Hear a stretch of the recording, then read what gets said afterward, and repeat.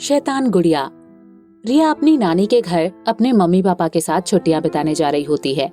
रिया के पास उसकी एक छोटी सी कैट होती है जिसे वो जान से भी ज्यादा प्यार करती है। रिया की नानी नैनीताल के पास रहती थी, इसलिए रिया को वो जगह बहुत पसंद होती है। रास्ता लंबा होता है और रिया की मम्मी खाने पीने के सारे आइटम और जरूरी सामान गाड़ी में रख लेती हैं। तीनों लोग गाड़ी पर सवार होकर नैनीताल के रास्ते निकल जाती हैं। मॉम, मेरी चॉकलेट, कोल्ड ड्रिंक सब रख लिए हैं ना? हाँ बेटा, तुम्हारा और कैटी का सारा सामान तुम्हारे बैग में रख दिया है। अब तुम पीछे बैठकर आराम से मस्ती करते हुए चलना। यस मॉम, और फिर मैंने नानी से भी बोल दिया है कि वो मेरा फेवरेट खाना भी रेडी कर देंगी। रास्ता बहुत आराम से गुजर रहा होता है। फिर वो सब रास्ते में चाय पाने के लिए एक ढाबे में उतरते हैं। वहाँ तीनों लोग चाय पानी पीते हैं और रिया की कैट आसपास घूम रही होती है। वो ढाबे से थोड़ी दूर चली जाती है और वहाँ से अपने मुंह में एक गुड़िया दबा कर ले आती है जिसमें एक शैतान की आत्मा होती है। ओ किटी, तुम ये क्या लेकर आ गई हो? चलो छोड़ो इसे यहीं पर। लेकिन कैटी उसे नहीं छोड़ती है, जोर से अपने मुंह में दबा लेती है। कोई बात नहीं बेटा, शायद उसे ये गुड़िया बहुत पसंद आ गई है, इसलिए ले चलो इस गुड़िया को भी। कैटी खेलती रहेगी रास्ते में। वो तीनों उस ढाबे से निकल जाते हैं और इस बार उनके साथ वो गुड़िया भी होती है। 1-2 किलोमीटर निकलने के बाद उनकी गाड़ी खराब हो जाती है। लगता है गाड़ी में कोई दिक्कत आ गई है, मैं देखता हूँ। अरे, टायर पंचर हो गया है। तुम सब बाहर निकलकर वेट करो, मैं टायर चेंज कर देता हूँ। रिया और मम्मी गाड़ी से बाहर निकलकर एक किनारे खड़े हो जाते हैं और रिया के पापा गाड़ी ठीक करने लगते हैं। गाड़ी में सिर्फ कैटी और गुड़िया होती है। वो शैतानी गुड़िया अपना रंग दिखाती है और उस गाड़ी का दरवाजा अपने आप खुल जाता है। फिर कैटी गाड़ी से उतरकर बाहर निकल जाती है। तभी सामने से एक ट्रक आ रहा होता है जो कैटी को कुचलते हुए चला जाता है। ये देखकर सब उसकी तरफ भागते हैं। मॉम मॉम, देखो मेरी कैटी को क्या हो गया मॉम। मत रो बेटा, ये तो एक्सीडेंट था, शायद उसकी लाइफ यहीं तक थी। रिया के मम्मी पापा उसे समझाकर गाड़ी में बिठा लेते हैं और नैनीताल के रास्ते निकल लेते हैं। रिया कैटी की उस प्यारी गुड़िया को अपनी गोद में बिठा लेती है और नानी के घर रोती रोती पहुंच जाती है। नानी नानी, मेरी कैटी मर गई नानी। मत रो मेरी बच्ची, चुप हो जाओ। आओ देखो मैंने तुम्हारे लिए क्या क्या खाना बनाया है, तुम्हें बहुत अच्छा लगेगा खाकर।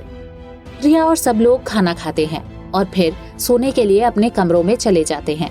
नानी के घर में रिया का अपना एक कमरा होता है जिसमें ढेर सारे खिलौने रखे होते हैं। रिया उस गुड़िया को भी वहीं रख देती है और बेड में सोने चली जाती है। वो शैतानी गुड़िया रिया के सोने के बाद उसके बेड पर आ जाती है और उस शैतान की आत्मा रिया में घुस जाती है। सुबह होती है तो रिया अपने कमरे से गायब होती है। तब उसकी माँ उसे ढूंढने के लिए जाती है तो देखती हैं कि रिया मछलियों के तालाब के पास बैठी हुई है और वो एक मछली को पकड़कर उसे कच्चा खा रही होती है। रिया, रिया, ये क्या कर रही हो? छोड़ो इसे, छोड़ो। क्या हो गया तुम्हें बेटा? तुम ये सब कब से खाने लगी रिया? रिया की मम्मी उसे वहाँ से लेकर चली जाती हैं। दोपहर में अचानक रिया को बहुत तेज बुखार चढ़ जाता है। माँ उसे दवाई देकर उसके कमरे में सुला देती हैं। 2 घंटे बाद जब वो कमरे में आती हैं तो देखती हैं कि रिया का शरीर हवा में टंगा होता है। वो जल्दी से रिया के पापा और उसकी नानी को आवाज देती हैं। रिया के पापा, जल्दी आइए। माँ, जल्दी आइए, देखिए ये रिया को क्या हो गया है। जैसे ही सब लोग कमरे में आते हैं, रिया हवा में जोर जोर से चिल्लाने लगती है और उसकी आवाज पूरी तरह से बदल चुकी होती है। साथ ही रिया के चेहरे से खून भी निकल रहा होता है।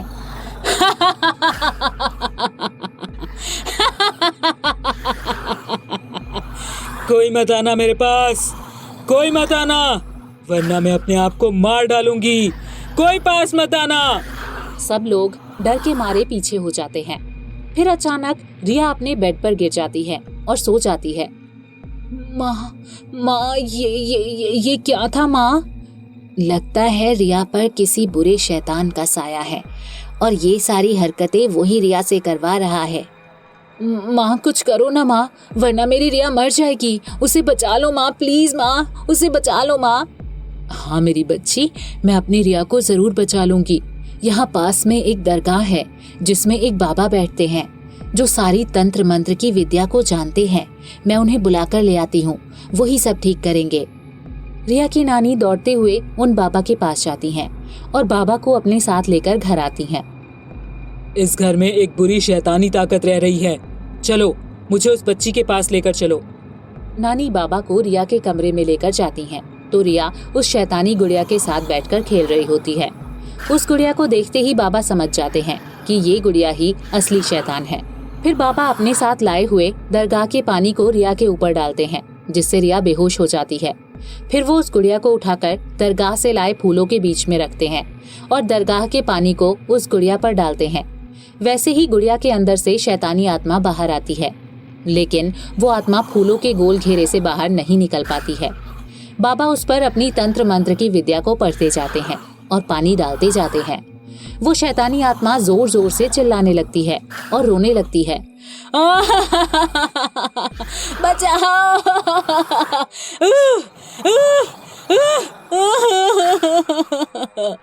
फिर वो गुड़िया फूट जाती है और उसका शैतान मर चुका होता है। शैतान के मरते ही रिया को होश आ जाता है। उसके साथ जो कुछ भी हुआ होता है वो सब कुछ भूल चुकी होती है। माँ मुझे क्या हुआ था? मैं जमीन पर क्यों लेटी थी? कुछ नहीं बेटा, शायद आप नींद में यहाँ आकर लेट गई थी। अच्छा चलो माँ, मुझे बहुत भूख लगी है, चलकर खाना खाते हैं।